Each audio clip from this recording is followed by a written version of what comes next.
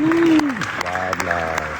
You also mentioned something too, your experience as an entertainer and also with your clothing brand. How does that kind of play into your cannabis business? How does those two things feed each other? I think it all just helped each other out. Like the music helped promote their art, especially now that like social media is fucked. You know, you can rap about things that go on Apple Music and Spotify that lives forever.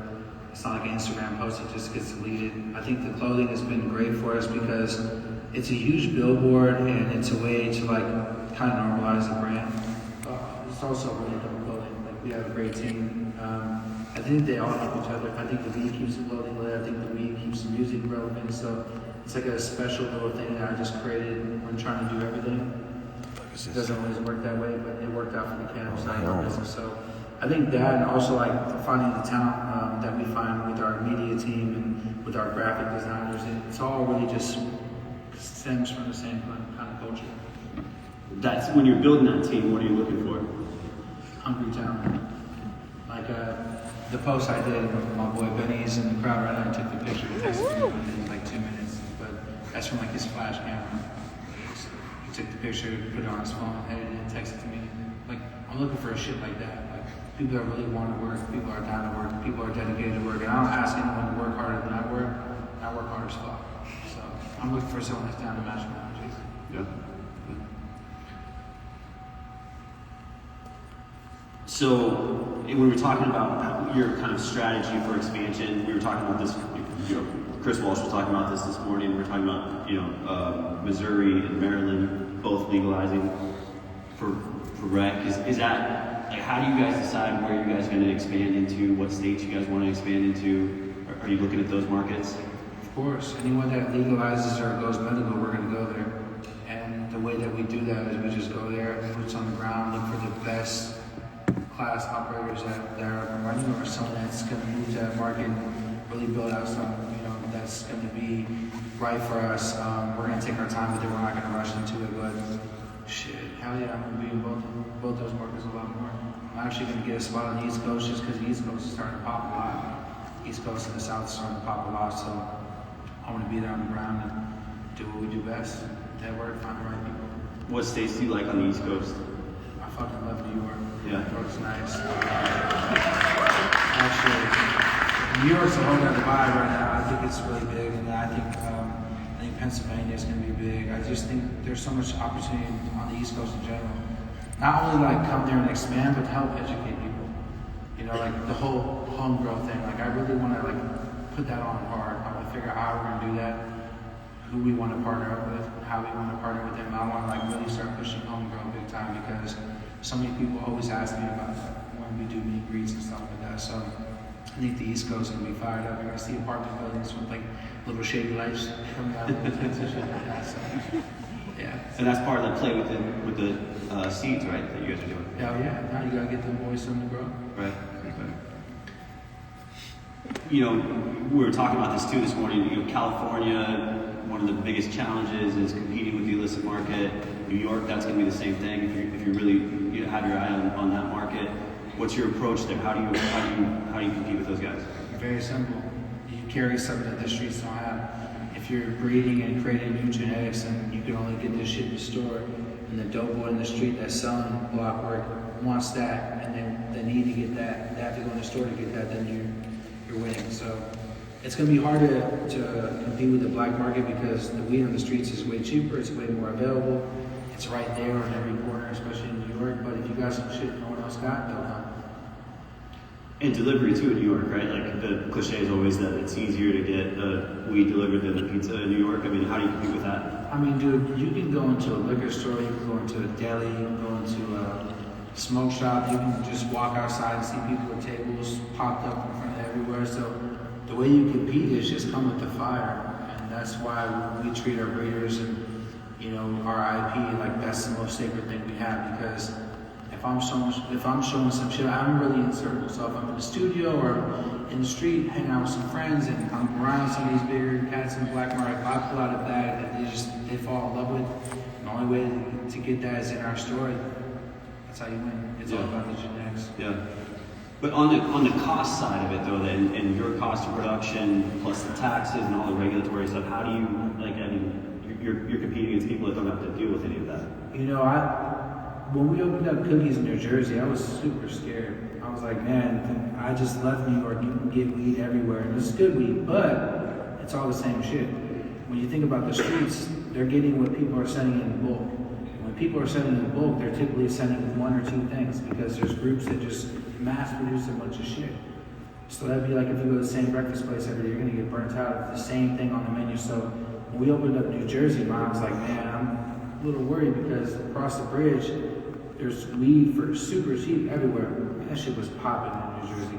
Mine was insane. The sales have been insane. It's probably one of our best markets right now. And it just proves if you got it and you got a diversified menu that people know is real and they can trust and it's quality, then you're good. So I don't really worry about competing with the streets because that would be really heavy on the chest if you had to think about that every day. I just try to produce the best fire markets and diversify the menu as much as possible and keep it interesting, and I think we'll be good. Yeah. So you like New Jersey? Where else are you guys operating right now that's been a good market for you? Man, there's been a lot. We're everywhere right now. There's been a lot, but another interesting market's been Arkansas. Arkansas has been interesting just because Arkansas. Who everybody did in Arkansas? You know, like I couldn't believe when I saw a sign that says Berner, Arkansas, Little Rock. I'm like, holy shit, we're in the South with it. You know, that's a big statement. I'm scared to go to states like that on a tour bus. We don't even take our tour bus to certain states because we're afraid to get pulled over and harassed and beat up for a J or something like that. So I think these limited markets are super exciting to us because they've been fans of our product for a long time and they've been getting ripped off by a lot of people with bootleg shit. So anywhere that's limited license is super exciting for us because we get to bring real genetics through and provide an experience they've never seen and also educate. Florida's been great too. Yeah. Florida's great. Yeah. Those limited license markets, you can see why that makes sense. I mean, the competition is kind of controlled that way. But in the more mature states that you guys are operating in, do you have a different strategy for that, or is it the same? Same. Yeah. It's like a broken record. Menu. This one leaked, that one's mass producing that. That's cool. Let them have it and bring something else in. So, same strategy, just the menu. Yeah. What about it expanding internationally? Did the pandemic slow that down for you guys at all? A little bit, but not really. Yeah. International is big right now. I hear Germany's buying a bunch of weed. Israel's popping. We have a couple stores in Israel, and we have presence in Amsterdam and Spain, just through partnerships and friends of ours that want to represent the brand there. So I think international is like a really big focus for us right now. Is there anything different about expanding internationally? Are there some unique challenges? Is it that you have different cultures?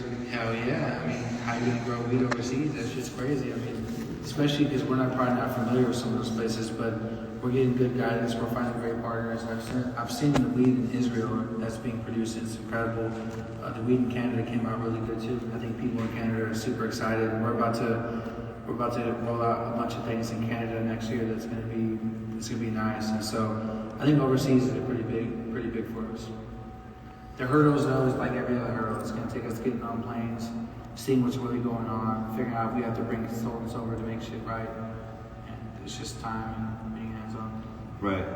I mean, you can end up spreading yourself pretty thin that way, right? I'm spread thin as well.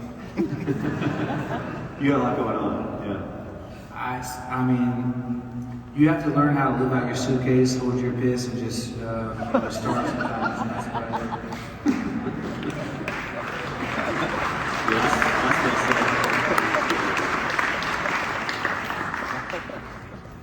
But how do you keep that going? I mean, and not lose focus on the things that are really core to you.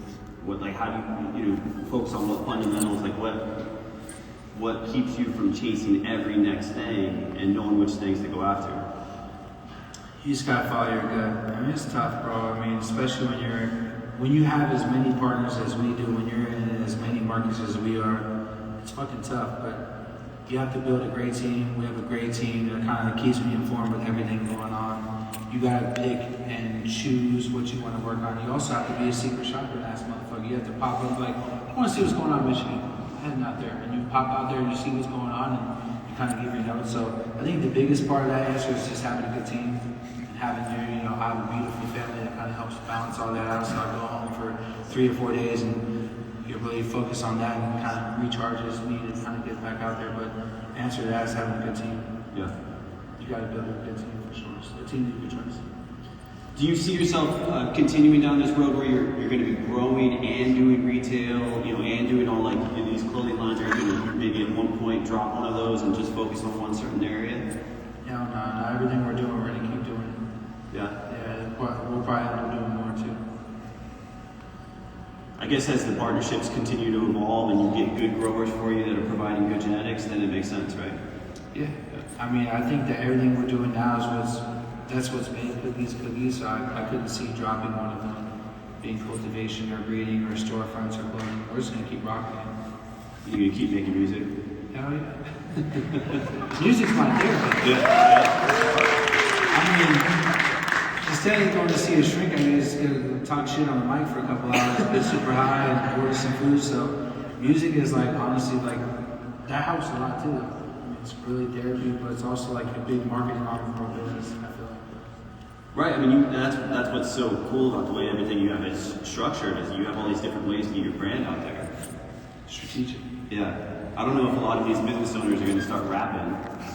I mean, they could do country, they could do rock, they can stand-up comedy, they can, you know, there's other things they can do. Just be an entertainer and get out there. Yeah, right. I'll go right. So what are you looking forward to in 2023? What's kind of a new opportunity that you see, a new challenge? I'm really excited about the East Coast, trying to figure out our presence there. I'm really excited about the seed part of our business. We got some really good brands and breeders rocking with us on that platform, so I'm excited to see how that rolls out. I'm really excited about trying to get California back where it should be. Hopefully some things change in California. It's going to take all of us to get California right, but you know, we can't give up on the Golden State. That's not going to happen. So I'm excited about being alive still, and I think that like overseas is going to be a big focus. We're going to open up Thailand. Cookies Thailand in January, so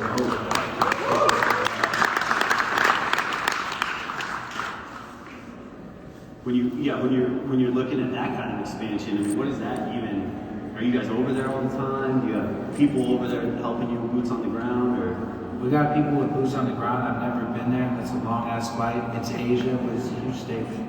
You know, for weed to be legal anywhere in Asia is going to be big. I hope to see people from Japan fly in. I hope to see people from China fly in. I want to see people in Asia come to Thailand and come get high with us and experience what it could be like. I really believe that by them doing that, it's going to open up eyes. Can you picture if weed was legal in Tokyo? I mean, that shit would be fire.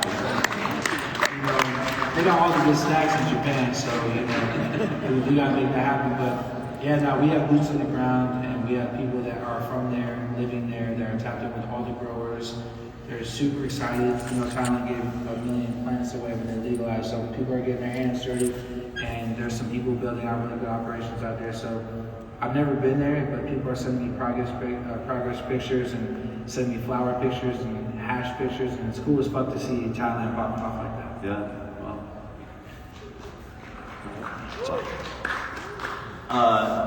Yeah. I mean, you'll probably be the first American company to start a retail store over there?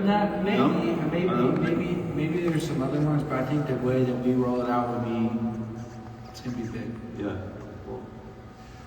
And everything, I'm going to stand there and get high with everyone that comes for like 3 hours, just make sure we make a statement in town. Okay. I'm getting people stoned when I go out there. Yeah. And just one store? Do you have plans to do more in Asia, or? Shit, as much as we can. Yeah. You know, hopefully that influences Dubai. I've yet to be to, I haven't gone to Dubai yet. I don't want to get beat up and thrown in jail. So hopefully the Middle East turns out to. Yeah, right. Okay. And are you guys in South America too? I think we have some things that works over there. Yeah. But also in Europe right now. You're in Spain and in Amsterdam and, okay. I mean, that's so much. Like, it's you guys are doing a ton of things, right? Yeah. Wow. It's a blessing though to be able to be in this position where you're educating the world on like cannabis at this level. Like it's really cool. So I don't really stress off it too much. It's a lot to do with. It's a lot to understand, to handle. But that's why we got such a great team. Our team is one of the best. I want to thank my team because the cookies team goes super hard and everyone's dedicated. You'll call a cookies employee at 11 o'clock at night and they'll pick up and they'll give you a straight up answer. You call them at 7 a.m. and they'll pick up and give you a straight up answer. And so we don't work regular work days. All that shit's out the window right now. It's my understanding too that you're very hands-on with the business, that you're involved in a lot of parts of it. You still do your own social media, right? And do you ever see yourself at some point kind of stepping back and letting someone else kind of make those decisions, or? Man, it sucks being a slave to my iPhone, but at the end of the day, like that's what makes it work for me. So I'm super addicted to working. I might have to go to like a workers anonymous type of thing today, but I got it from my dad and my mom. They had a crazy work ethic, but I think that's what makes our shit special. A lot of celebrity brands, a lot of brands with people that have the kind of influence we have, like they're just not into it. And so I think that it's a refreshing thing for people to see how involved I am. But it's like design approval or running my own 4 social media accounts for the brands and myself, or in meetings, kind of giving my feedback on things. I'm not going out to party in Vegas. I'm not hitting any tables. Hopefully I can hit one, but I'm doing nothing but meetings here the whole time. I really take this shit serious. So I don't see myself laying off, and when I do retire, I'll probably just like direct movies or something. So I'll probably won't stop working. All right, well we're out of time. So thank you. Yeah. Thank you.